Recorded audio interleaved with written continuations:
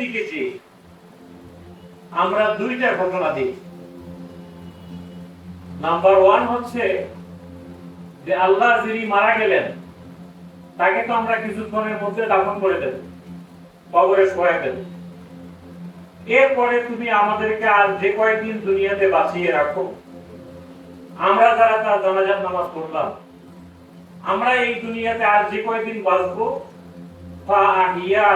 ইসলাম, আমাদের জীবনটার জন্য ইসলামের উপর থাকে। এইটা জানাজার নামাজ এখানে পড়েন নাই এমন কেউ আছেন নাকি? তার মানে আপনারা কারো না কারো জানাজার নামাজ পড়েছেন। তাহলে জানাজার নামাজ পড়ে আপনি এই ঘোষণা দিয়েছেন যে আল্লাহ এই মৃত্যু ব্যক্তিকে দাফন করার পরে আমি যে কয়েকদিন এই পৃথিবীতে বাঁচবো, আমার বেঁচে থাকাটা যেন ইসলামের উপরে হয়। এটা একটা ঘটনা, কিন্তু আপনি আল্লাহর কাছে এটা ওয়াদাবদ্ধ, আপনি আল্লাহকে এই কথা বলতেছেন। রব্বানা দিয়ে দোয়াটা শুরু হয়ে, হে আমাদের রব, এই মৃত্যু ব্যক্তিকে দাফন করার পরে তুমি যে কয়দিন বাঁচিয়ে রাখো, আমার জীবনটা যেন ইসলামের উপর থাকে। আর একটা ঘটনা আমরা দেই যে যেদিন আমি এই দুনিয়া থেকে চলে যাব, ফাতাওয়াফাহু আলাল ঈমান, আমার মৃত্যুটা যেন ঈমানের সাথে হয়। দুইটা ঘোষণা দিই, একটা হলো জীবনটার জন্য ইসলামের উপর থাকে, আর মৃত্যুটা যেন কিসের সাথে হয়? ঈমানের সাথে হয়। আমরা কি ঈমান বুঝি? ঈমান কি জিনিস এটা কি আমরা কখনো খেয়াল করে দেখেছি? ঈমানের মূল শব্দ হচ্ছে লা ইলাহা ইল্লাল্লাহ। এইটারে তো এখন আমরা কিছু বুঝি না, এটা কি জিনিস? লা কি জিনিস, ইলাহ কি জিনিস, ইল্লাল্লাহ কি জিনিস আমরা বুঝি না। এটা ঈমানের মূল কথা। আল্লাহ তাআলা সূরা বাকারার একবারই শুরুর দিকে বললেন, ওয়ামিনান নাস মাইয়াকুলু আমান্না বিল্লাহ ওয়া বিল ইয়াউমিল আখির ওয়া মা হুম বিমুমিনিন।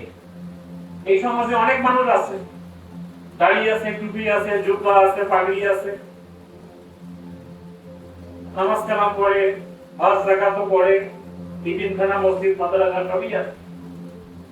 আল্লাহ তাআলা বলতেছেন তার ঈমান নাই, এখনো সে ঈমানদার হয় নাই। তাহলে ঈমানদার কারা?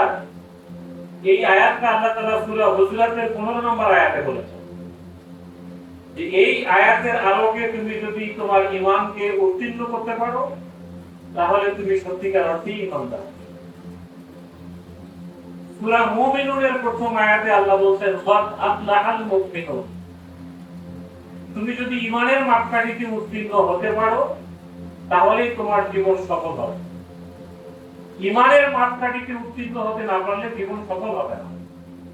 সফলতা এবং ব্যর্থতাকে আমরা এখনো বুঝি না। আমরা মনে করি দুনিয়াতে 2-4-5 বিঘা জমি জায়গা, অনেক বড় বড় বিল্ডিং, বাড়ি ঘর, গাড়ি, ছেলে মেয়েরা বিভিন্ন জায়গায় প্রতিষ্ঠিত হওয়া, দেশে বিদেশে থাকা, এটার মধ্যেই মনে হয় সফলতা।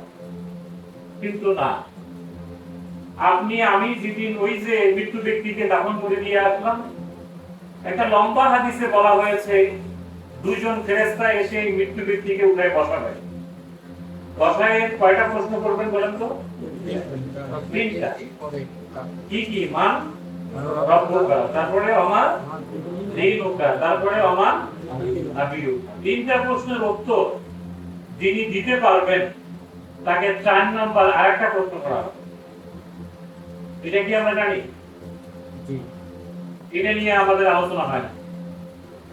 তিনটা প্রশ্নের যিনি উত্তর দিতে পারবেন তাকে 4 নম্বর আরেকটা প্রশ্ন করা হবে, ওমা আইয়ুদরিকা, তুমি যে এই তিনটা প্রশ্নের উত্তর দিতে পারলা, এই ক্ষেত্রে তোমার দুনিয়ার জীবনের সিলেবাসটা কি ছিল? কোথা থেকে তুমি এই তিনটা প্রশ্নের উত্তর রেডি করেছো? কোন ভার্সিটি পড়েছো, কোন কলেজ পড়েছিলে, কোন মাদ্রাসা পড়েছো, কোন স্কুলে পড়েছো, কোন দলের সাথে ছিলা, কোন পার্টি অফিসে তোমার যোগাযোগ ছিল, কিভাবে তুমি এই তিনটা প্রশ্নের উত্তর দিতে পারলা? আজকে জবাব দাও। সে তখন বলবে ক্বারাআতু কিতাবাল্লাহ, এই তিনটা প্রশ্নের উত্তর দেওয়ার ক্ষেত্রে আমার দুনিয়ার জীবনের সিলেবাস ছিল আল্লাহর কোরআন।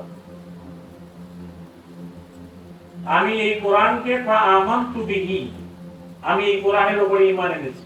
দেখেন ঈমানের কথা বলা, ওয়াসাদ্দাকতু, এই কোরআনকে আমি পড়েছি, বুঝেছি, মেনে নিয়েছি। কোরআনের একটা সমাজ কায়েমের জন্য আমার ভূমিকা ছিল, এই কারণে আমি এই তিনটা প্রশ্নের উত্তর দিতে পারলাম। তার মানে কি, আপনার আমার জীবন যদি কোরআনের সিলেবাস না হয়, আমি যদি কোরআন না পড়ি, না বুঝি, না মানি, একটা কোরআনিক সোসাইটি, কোরআনিক একটা সমাজ কায়েমের জন্য যদি আপনার আমার কোনো ভূমিকা না থাকে, আল্লাহর কসম আপনি কবরে, আমি কবরে তিনটা প্রশ্নের উত্তর দিতে পারবো না। এই কথাটা ঠিক কিনা বলেন? আমার কথা কি বোঝা যাচ্ছে? কবরের তিনটা প্রশ্নের উত্তর দিতে চাইলে, পাস করতে চাইলে আপনাকে আমাকে আল্লাহর কোরআনকে সিলেবাস বানাতে হবে। আমি ব্যাংকের ম্যানেজার, আমাকে আল্লাহ ছাড় দিতে হবে। আপনি আরবি পড়েন নাই, মাদ্রাসায় পড়েন নাই, এজন্য আল্লাহ আপনাকে ছাড় দিতে হবে। আপনার বাবা মা, আমার বাবা মা আমাকে মাদ্রাসায় পড়ায় নাই, এই জন্য আল্লাহ আমাকে ছাড় দিবেন। আপনি ইচ্ছা করে একটু সর্দি কাশির সিরাপের নাম দিয়ে একটু কি বলে এটাকে পয়জন, বিষ খেয়ে ফেলেন। ঘরের মধ্যে তো বিষ আর সিরাপ তো একই রকম। আপনি যদি এটা পার্থক্য করতে না পারেন, ভুল করে যদি বিষ খেয়ে ফেলেন, কি আপনার হায়াত কি বাড়বে না কমবে? আপনি যে জানেন না, এই কথা আজরাইলকে বলতে পারবেন? আমি এটা শিখি নাই, এই কথা আজরাইলকে বলা যাবে না। আপনাকে আমাকে আল্লাহর কোরআনকে সিলেবাস বানাতে হবে, এই ব্যাপারে কোনো সন্দেহ নেই। এখনো সময় আছে, আল্লাহ আমাদেরকে বাঁচিয়ে রেখেছেন। আসেন আমরা আমাদের জীবনের জন্য আল্লাহর কোরআনটাকে সিলেবাস বানাই। কোরআন পড়বো না, বুঝবো না, মানবো না, আপনি আমি কবরেও পাস করতে পারবো না, হাসরেও পাস করতে পারবো। আপনি যদি তিনটা প্রশ্নের উত্তর দিতে পারেন, 4 নম্বরটা তো আপনি পারবেনই। তখন আল্লাহ তাআলা উপর থেকে আওয়াজ দিবেন যে আমার বান্দা সঠিক কথা বলেছে।